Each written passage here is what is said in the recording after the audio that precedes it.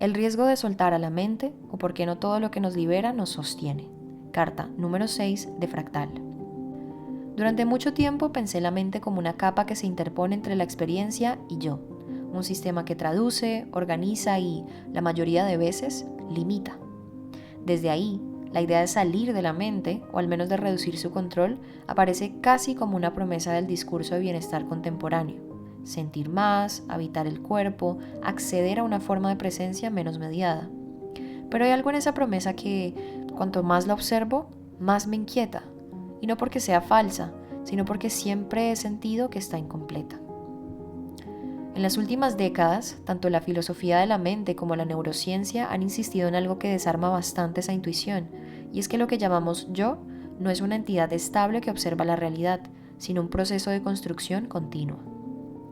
El filósofo Thomas Metzinger lo describe en su obra El túnel del yo, al plantear que no tenemos un yo, sino un modelo del yo, es decir, una interfaz que permite integrar información, generar continuidad y, sobre todo, hacer la experiencia habitable.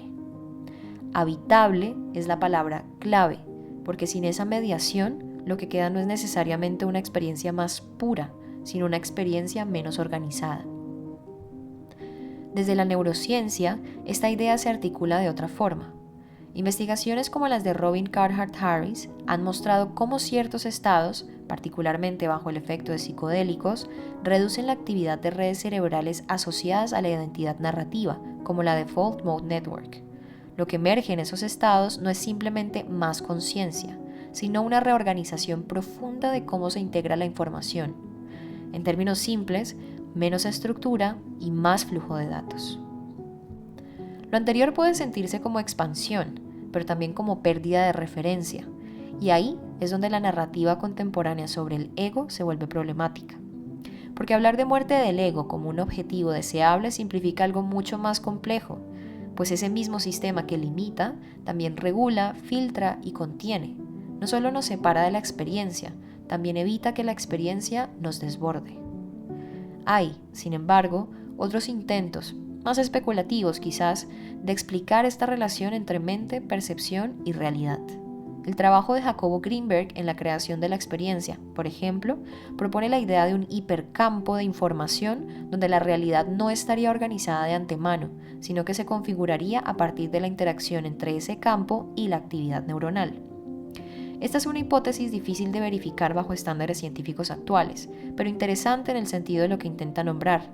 La idea de que lo que percibimos como realidad no es algo dado, sino algo que se construye activamente a partir de múltiples capas de mediación.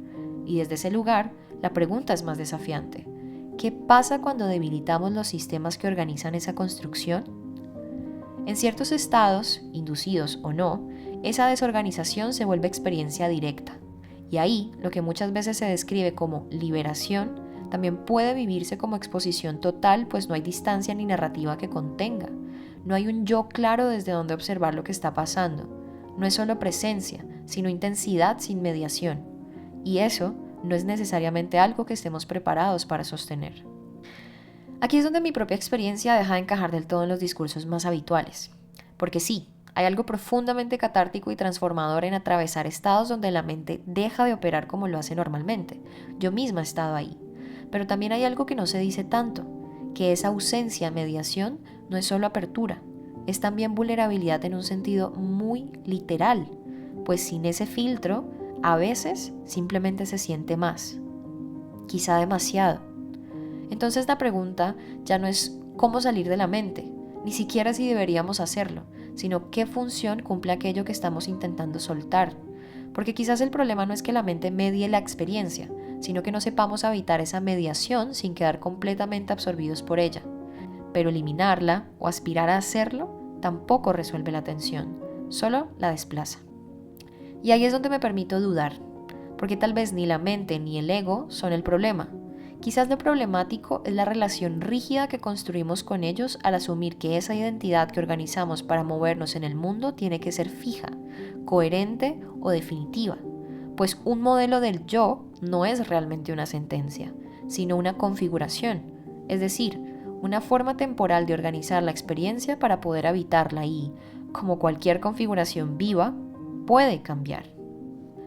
Durante mucho tiempo, ciertos discursos espirituales y místicos han planteado la disolución del ego casi como un ideal último para salir de la mente, trascender la identidad y desprenderse de toda narrativa personal. Pero cuanto más observo esa idea, más me pregunto si no hay también algo profundamente humano e incluso necesario en esa mediación que tanto intentamos abandonar. Porque al final, la mente también es lo que nos permite sostener una experiencia compartida, construir lenguaje, memoria, vínculo, deseo, propósito. Es, en muchos sentidos, el único software capaz de correr este hardware extraño que llamamos ser. Y quizás por eso ciertos estados alterados de conciencia resultan tan movilizantes. No necesariamente porque nos lleven más cerca de la verdad, sino porque suspenden momentáneamente la estructura habitual desde la que percibimos, como entrar, por un instante, a una habitación distinta dentro de la misma casa. Sin embargo, incluso esos estados parecen tener algo de tránsito, no el lugar donde permanecemos, sino el lugar al que vamos para entrar en contacto con algo que ya estaba ahí, aunque normalmente no podamos percibirlo de la misma forma. Se me ocurre como analogía lo que representa la misa para quien es creyente. Es decir, no una realidad separada de la vida, sino un espacio ritual donde ciertas capas de percepción se reorganizan y permiten otro tipo de conexión. Lo anterior no vuelve menos real la experiencia, pero tampoco necesariamente la convierte en un lugar habitable de forma permanente, porque vivir también implica volver al cuerpo, al lenguaje, a la identidad, al límite. Volver a esta forma concreta y a veces tan contradictoria de existir. Entonces, quizás el desafío no sea destruir el ego ni rendirse completamente a él, sino aprender a habitarlo con suficiente flexibilidad como para recordar que no es absoluto y que puede transformarse, mutar e incluso desarmarse, pero que, al menos por ahora, sigue siendo una de las formas a través de las cuales la experiencia humana es posible. Nos escuchamos en una próxima.